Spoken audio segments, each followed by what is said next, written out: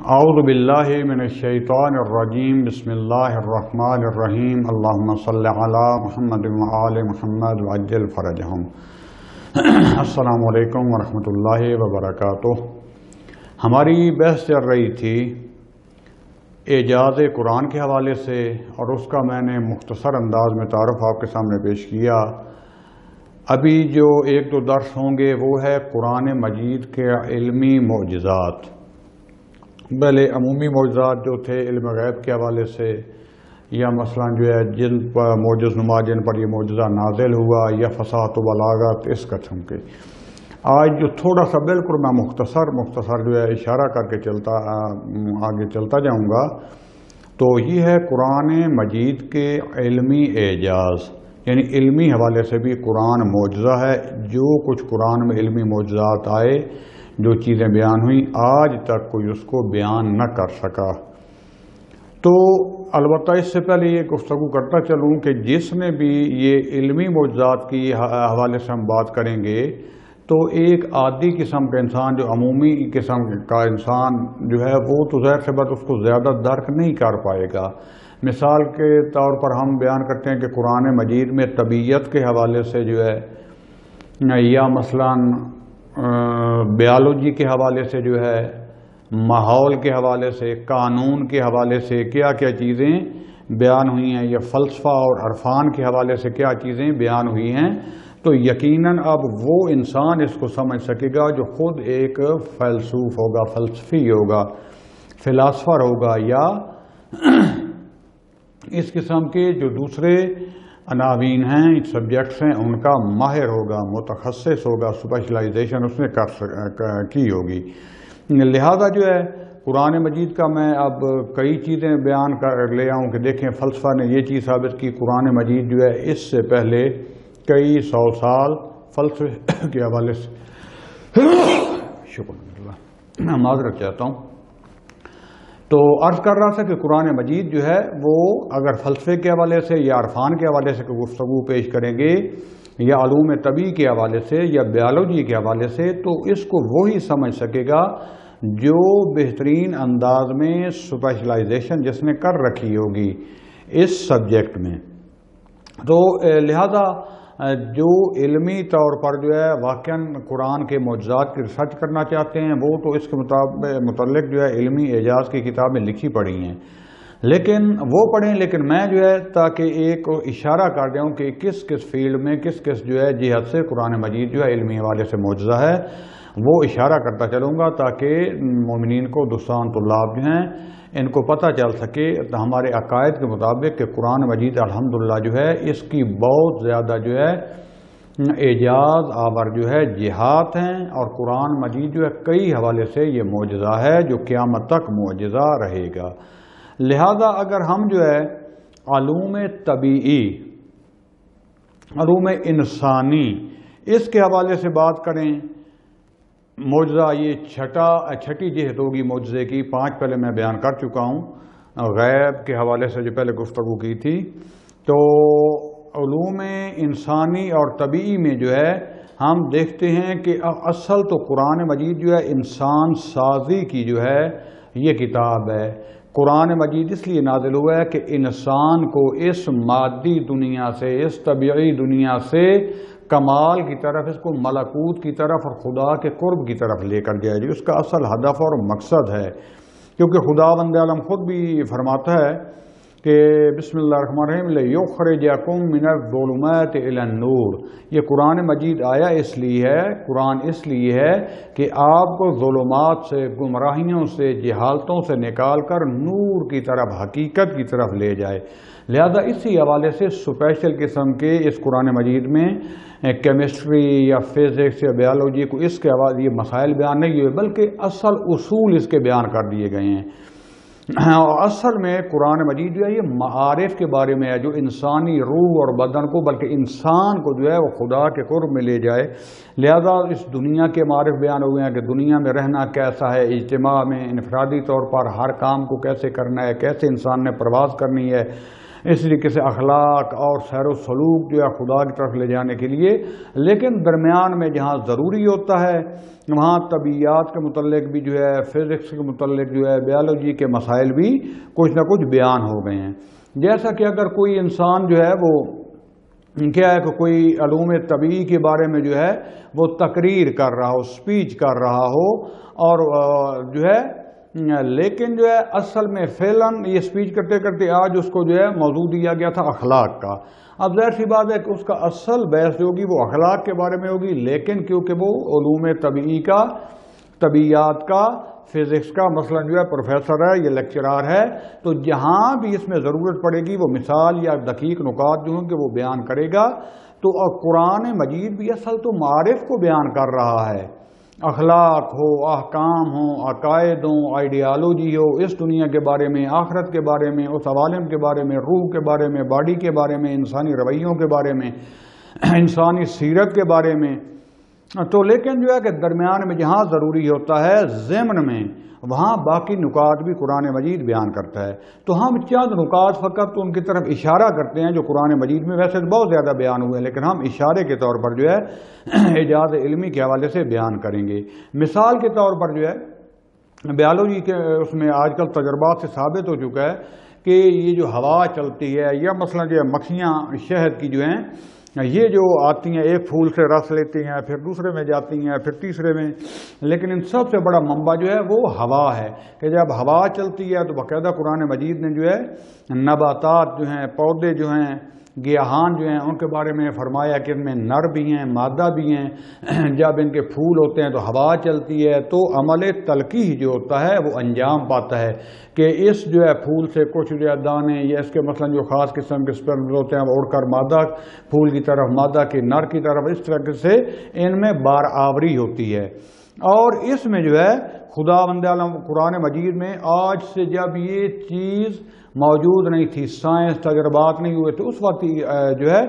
یہ اصول بیان کر دیا وَأَرْسَلْنَا الرِّيَاحَ لَوَاقِحَ، کہ ایک ہواؤں کے چلنے کا فائدہ جو بیان کیا کہ اس سے تلقیح کا عمل جو ہے وہ انجام پاتا ہے۔ تو آج تجربات سے جو ہے اتنے سینکڑوں سال کے بعد دنیا اس سائنسدان بیالوجسٹ اس جو ہے نتیجے پہ پہنچے ہیں کہ ہوا جو ہے یہ بھی تلقیح کا ایک ذریعہ ہے، جس کو قرآن مجید نے کئی سو سال پہلے جب یہ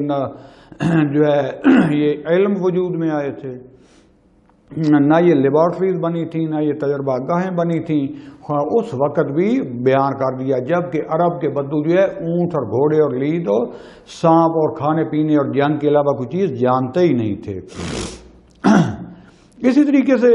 ایک نظریہ ہے قبض اور بسط جہان۔ قبض یعنی سکڑنا، چھوٹا ہونا، بسط یعنی پھیلنا۔ تو ایک جو ہے نظریہ ہے مثلا جو ہے کہ جہان جو ہے اس کا انقباض ہو رہا ہے، سکڑ رہا ہے، جہان کھڑا استائی یعنی آگے بڑھ نہیں رہا بلکہ ایسا ایسا سکڑ رہا ہے، انقباض ہو رہا ہے۔ تو یہ جہان کے بارے میں یہ جو اس نظریے کے پیروان تھے، اس نظریے کے جاننے والے، وہ اندازہ لگاتے تھے کہ جہان جو ہے اس کا ایک اندازہ ہے جس میں یہ ثابت اور متوقف ہے، اور آہستہ آہستہ جو ہے جاذبہ اور داخل جاذبہ کے تحت جو ہے یہ سکڑتا جا رہا ہے، اور اسی طریقے سے آہستہ آہستہ ایک دن یہ آئے گا کہ یہ سکڑ کر انقباض کے ذریعے ختم ہو جائے گا۔ دوسرا جو نظریہ ہے وہ ہے انبساط اور گسترش، پھیلنا جہان کا، کہ جہان جو ہے آہستہ آہستہ پھیل رہا ہے۔ تو اس کو جو ہے ہم دیکھتے ہیں، اور آج جو ہے سائنسدانوں نے یہ ثابت بھی کر لیا ہے، جو ہے جو فضائی تحقیق کرتے ہیں، کہتے ہیں کہ اس جہان میں جو ہے ہزاروں بلکہ ملین اور ملیارڈ قسم کی کہکشائیں ہیں، اور پھر ہر کہکشاں میں کئی کئی ملین ستارے ہیں جو کہ ہماری جو ہے زمین سے جو ہے وہ دور بھی ہیں اور نزدیک بھی، ہوا میں تیر رہے ہیں، اور ان میں سے جو ہماری طرف سرخ قسم کی روشنی کے ذریعے پہچانے جاتے ہیں، اور بعض جو ہے وہ نیلی قسم کی، بلیو قسم کی جو ہے وہ لائٹس کے ذریعے۔ تو جو ریڈ جن کی لائٹس کے ذریعے سے وہ ہم پہچانتے ہیں وہ ہم سے سب سے زیادہ دور ہیں، یہ سائنسدانوں نے اپنی جگہ پر ثابت کیا ہے۔ تو یہ سرخ روشنی جو ہے یہ دور ہونے کی علامت، اور یہ جتنی بھی کہکشائیں ہیں یہ آہستہ آہستہ آہستہ جتنی دور ہیں اتنی ہی تیزی سے ہم سے دور ہو رہی ہیں۔ لہذا یہ جو نظریہ مہبانگ ہے، یعنی کہتے ہیں جو انفجار بزرگ ہوا تھا، بہت بڑا دھماکہ ہوا تھا، اسے کہکشانیں بن گئیں، چاند بن گئے، ستارے بن گئے، جس میں سے کہ ہماری زمین بھی ہے، یا دوسرے جو نظریہ ہے کہبانگ، یعنی یہ چھوٹے چھوٹے جو انفجار ہوئے، تو اس میں جو ہے یہ دانشمند کہتے ہیں کہ یہ جہان جو ہے یہ حالت پائیدار میں ہے اور آہستہ آہستہ جو ہے یہ پھیل رہا ہے، اس میں جو ہے وسعت آ رہی ہے، اور اسی کو قرآن مجید نے بھی جو ہے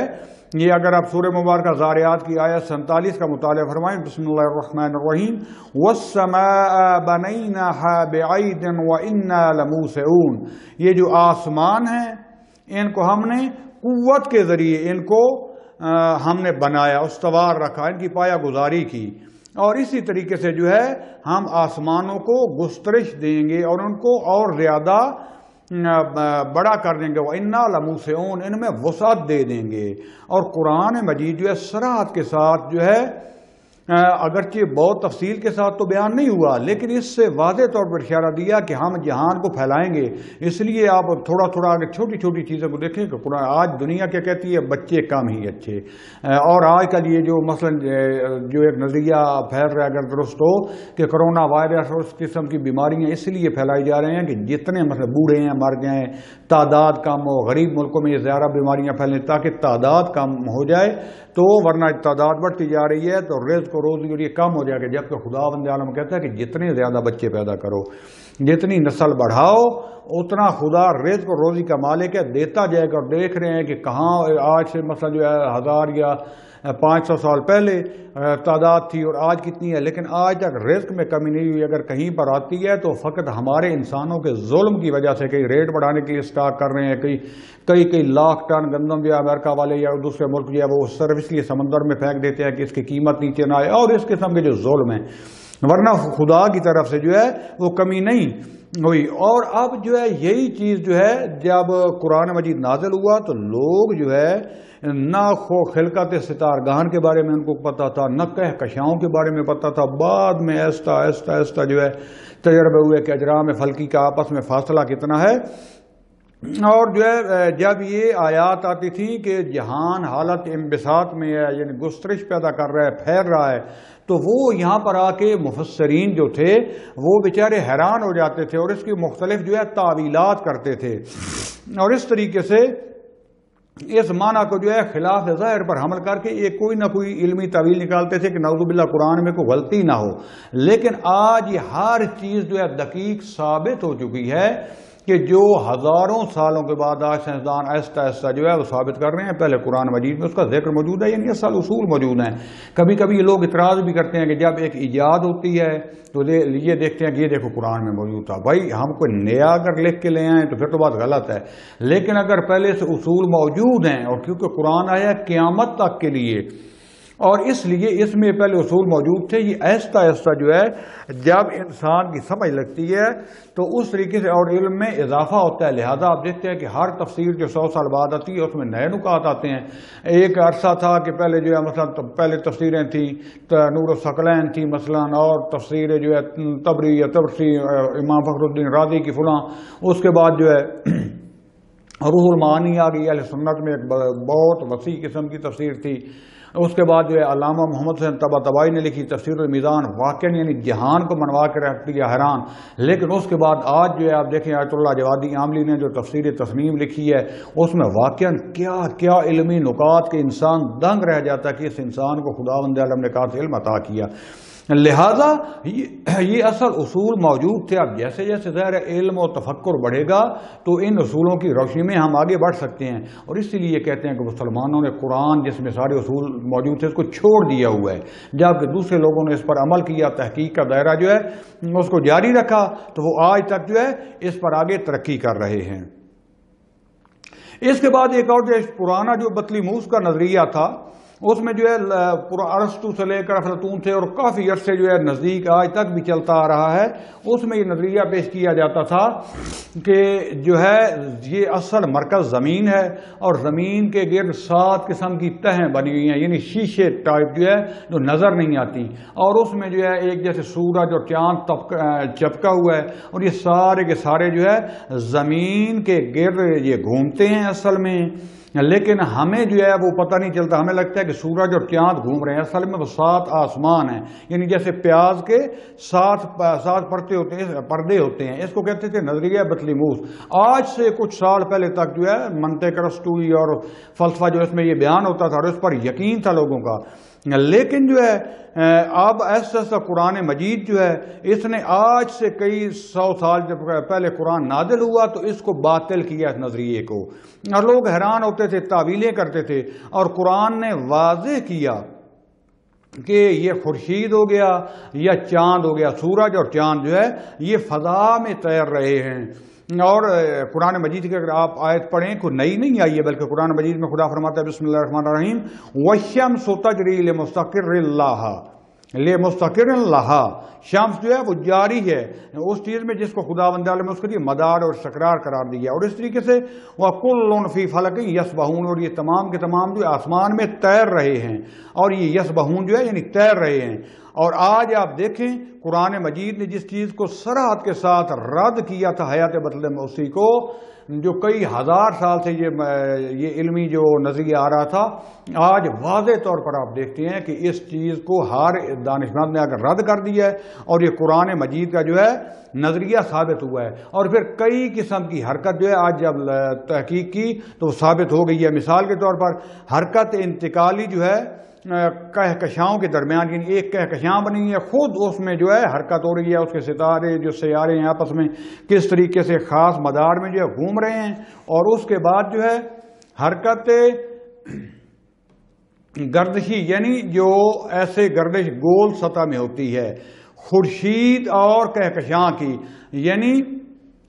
جو مرکز ہوتا ہے کہکشاں کا اس کے ارد گرد سارے ستارے وہ گھوم رہے ہیں، اور پھر ایک کہکشاں جو ہے وہ بھی پوری گھوم رہی ہے۔ پھر جو ہے حرکت وضعی جو ہے وہ خورشید کی، خود آپ نے دور جو خورشید جو ہے وہ گھوم رہا ہے، اور اس کے بعد جو خود خورشید یعنی سورج کے اندر کی حرکت۔ تو یہ وہ چیزیں ہیں، یہ وہ علمی نظریات ہیں جو مثال کے طور پر پیش کی ہے کہ خدا بند عالم نے قرآن مجید میں کب سے پیش کر رہے تھے، اور جو آج جو ہے یہ علمی یہ چیزیں ہزاروں سالوں کے بعد دانشمندان ثابت کر رہے ہیں۔ تو یہ علمی ایجاد اگرچہ قرآن مجید ان چیزوں کے لیے نہیں آیا تھا، آیا آپ کو عرض کیا کہ معرف کے لیے، انسان کو کمال پر پہنچانے کے لیے، روح انسان کی تجلی دینے کے لیے، اس جہان اور اس جہان اور باقی جہانوں کا آپس میں، انسان اور خدا کا آپس میں رابطہ بیان کرنے کے لیے، لیکن ساتھ ساتھ یہ چیزیں بھی اللہ تعالیٰ نے بہترین انداز میں بیان کی جو ہمارے لیے اصل اصول ہے۔ اگر آج بھی قرآن مجید پر توجہ دی جائے تو ہم دوسری قوموں سے آگے جا سکتے ہیں۔ خدا بند عالم ہمیں اس پر جو ہے عمل کرنے کی توفیق عطا فرمائے۔ باقی انشاءاللہ جو ہے وہ ایک دو جو چیزیں کچھ اعجاز ہیں وہ بیان کر کے اس کے بعد میں اصل وہ دین کی بحث کی طرف آؤں گا اور شبہات کی۔ فی الحال یہیں پر میں اجازت چاہوں گا۔ والحمدللہ رب العالمین، والسلام علیکم ورحمۃ اللہ وبرکاتہ۔